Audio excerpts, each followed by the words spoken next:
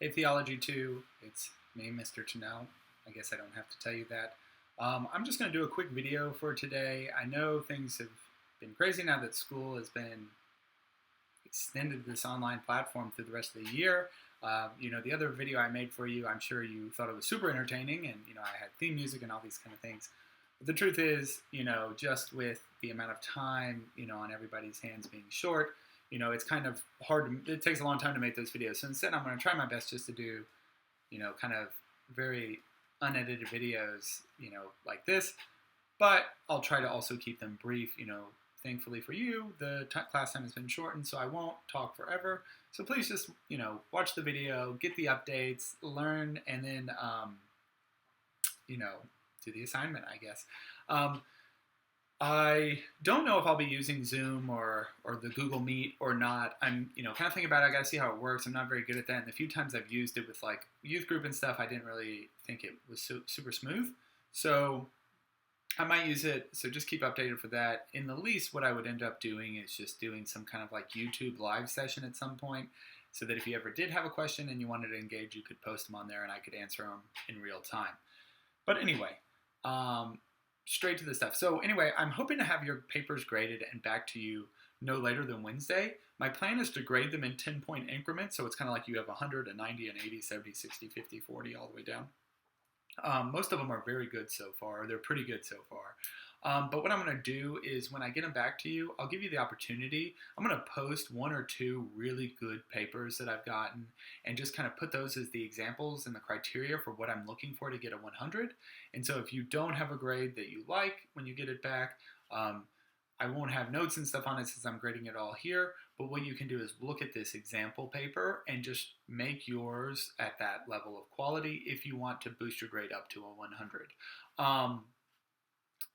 The people, if you get a 100, that means yours is already at that quality. So if I don't use yours as an example, it's just because I didn't want to put a ton of examples up there. So nobody get offended if yours doesn't make it up there. I'm just going to post one or two so that everybody can see it. But remember, when you're comparing yours to theirs, don't plagiarize them, but just, look at the style they use. They followed the rubric really good, and, yours might not have followed it quite as much. So just try to make yours follow the rubric the way theirs did, but don't plagiarize. That's not what I'm asking you to do.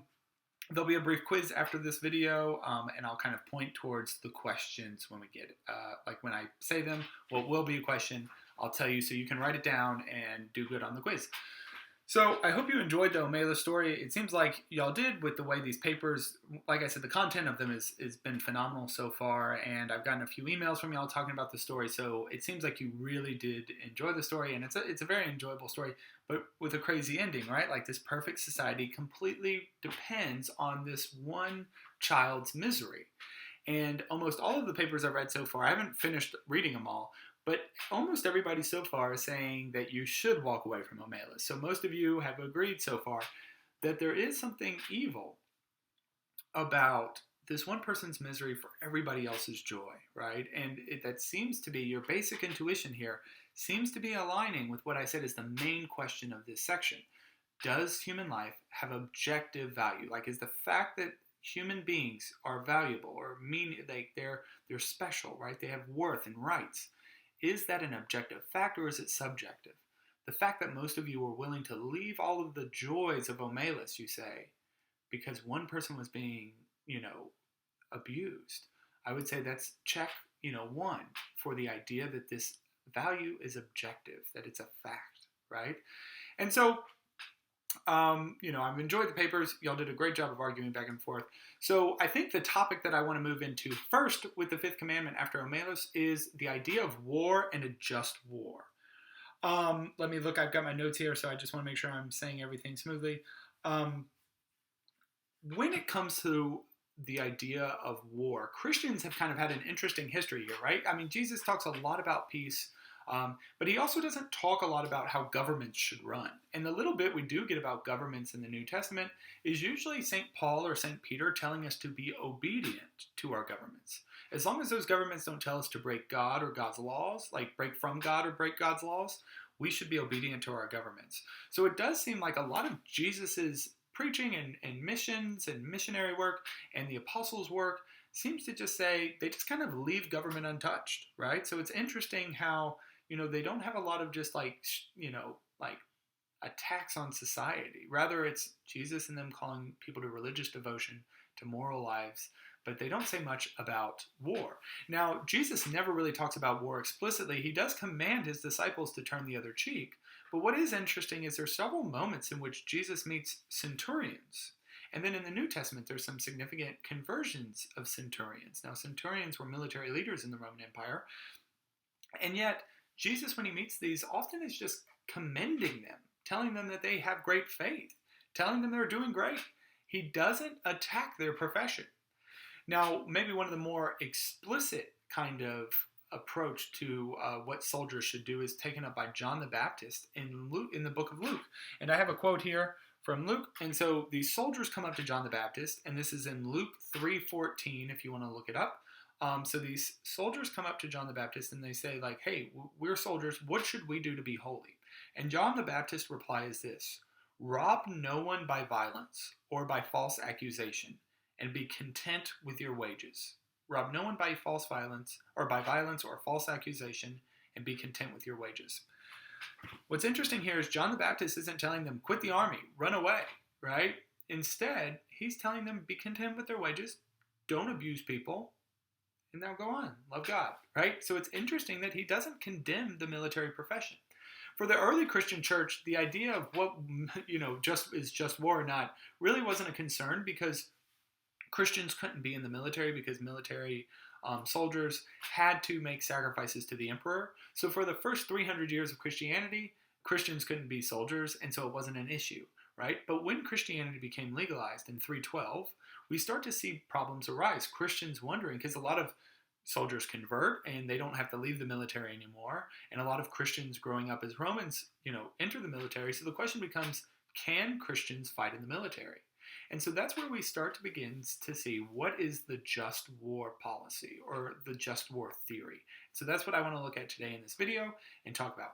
Now, real quick, I meant to tell you, but question number 1 on the quiz will be, who told the soldiers to be content with their wages? Who told them that? The answer, St. John the Baptist. Anyway, let's keep going. So the just war theory. Now, the just war theory is found in paragraph 2309 in the Catechism. The next quiz question will be, where in the Catechism is the just war theory? What paragraph? 2309. So the just war theory is in 2309 of the Catechism. Now, first off, it says that government should avoid war if possible, right? So there's just this absolute, the dignity of the person, war is awful, let's avoid war. But there are times the church admits, and Christian history shows, that war is the just thing to do, that it is actually the virtuous thing to do to fight a war, right? Now that's kind of interesting, right? Like for Christians to say that, yes, it's not good, no one wants war, but sometimes it's the virtuous thing, the courageous thing, the good thing to do is to wage a war. Right? So that's an interesting thing. The just war theory is saying some wars are actually good, in that they're morally good. Now, that needs to be clarified, right? They're not good in that we wouldn't want that, it's wonderful that they're happening, but that it's good as in it's the right thing to do. It's just kind of like protecting yourself. If you protected yourself and hurt somebody, we wouldn't say like, yay, I hurt that guy. That's so wonderful. I'm so happy I caused him pain. But we would say it was the right thing to do to protect yourself, or the right thing to protect your children or your family. Right? We wouldn't say like, yeah, I hurt him and I just rejoiced in his screams. No, that's weird and bad. But rather we'd say, I protected my family, and that was brave. That was good. And so it's the same thing with war here. Like, it's not like anybody's yelling and cheering that we killed all these people, but rather like these guys were bad, and so it's good that we stopped them. So what I'm going to do is I'm going to go through the criteria for a just war according to the Catechism, paragraph 2309. And the Catechism says this. They put 4 requirements here. They kind of transformed throughout Christian history, but I would say these are kind of like the crystallized modern versions, but it kind of has all the other stuff in them. And so the first thing is that the damage inflicted by the aggressor on the nation or community of nations must be lasting, grave, and certain. So what the person you're going to wage war against, what they're doing, must be grave, like it must be a damage that is grave, lasting, and certain. So what they're doing must be really bad, right? Like it can't be the small offense, but it must be something really bad. Now, what's important here, and this will be another quiz question, is this, is you don't have to wait for them to attack. So let's say that we found out, like we jump back to World War II and we find out, Hitler's risen to power and he's about to invade Poland and he's going to try to take over Europe, right? He's going to kill all the Jewish people he can. Lasting, grave, certain, all these things. If you know for a fact he's going to do these things and he's not going to stop, right? You don't have to wait until he invades Poland, according to the church's position. Just war says if you know they're going to do it and you can prevent it, then it's okay to wage war to prevent it. So the first requirement for a just war is that what they're doing must be really bad, grave damage, right? But you don't have to wait until they do the grave damage. You just have to know that they're certainly going to do it. Number 2, all other means of putting an end to it must have been shown to be impractical or ineffective. You must have tried to show that you've tried every other means of stopping them other than war, right? Like if you know someone's about to do something bad and you just straight up go up and punch them, right? Did you talk to them? Did you try to see if there's an authority that could help? Did you negotiate? If you just go up and punch like that, just jump the gun there, right? And it's the same thing here with the just war, right? Has there been negotiations? Has there been some kind of attempt to find a treaty or a middle ground? You must try. You can't have war as your first option, right? So all other means must have been exhausted. The third thing they have here is there must be serious prospects of success. There actually has to be a chance that you can stop this evil, right? Like there has to be a chance. You can't just, go if there's not a chance. So there must be a chance of success, and I think, no matter how small that chance is, if there is a chance of success, that is a necessary component. The final thing they have here is the use of arms must not produce evils and disorders graver than the evil to be eliminated. The power of modern means of destruction weighs very heavily in evaluating this condition. So this is a big one for modern times, right? The idea is what you're about to do can't, in essence, be more destructive and evil than what the bad guy in this situation is going to be doing, right? So if there's a just war, if you're going to war for just reasons, that means the other side is unjust, right? So I'm calling the just side the good guys, the unjust side the bad guys. So if you're going to fight in a just war, right, you can't produce evils, right, and disorders graver than the evils to be eliminated, right? Like if it's like, Hitler was going to kill 6 million Jews, so we stopped him. And the way we stopped him is we killed, 12 million innocent Catholics. Right? Well, you've done something, you've killed, even more people. So what you were trying to stop, you've caused more damage, right? He was going to take over one country, so we destroyed 15 other countries to stop him. It's like, that would be a sign of this war might not be just. So what the just side does can't be more evil. Okay? They can't cause more evils than the unjust side. Now, the Catechism clarifies that these are for the judgment of society, of a government, or whoever's in charge of the common good.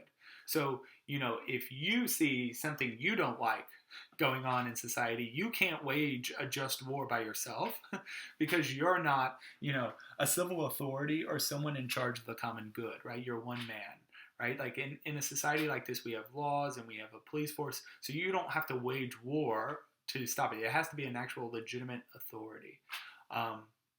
So those were the requirements of a just war, right? So you have real grave damage being done by the aggressor.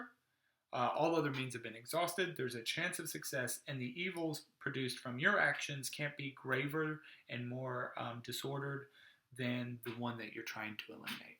So that's all I got for today. Take the quiz after this, and I will post your assignment for tomorrow. Hint, hint, it probably will be you trying to figure out, I want you to find a war that you think was actually, one side was just in fighting, right? But you can't use World War II. So I'm going to have you find a side. I'll have the details in a rubric tomorrow. But pretty much you're going to have to find a war that you think one side was just on and explain why according to the criteria. World War II would be an easy example of this, I think, right? that the Allied powers seem to be justified in fighting against the Axis powers in World War II. Right? It seems to be a moment where there was a clearly unjust side and a clearly just side. Now, you could wonder if grave injustices were done by the just side, but either way, at least at the initial start of the war, there was a just side and an unjust side, and that seems clear. I want you to find other wars that you think you can show were just wars. All right, guys, God bless.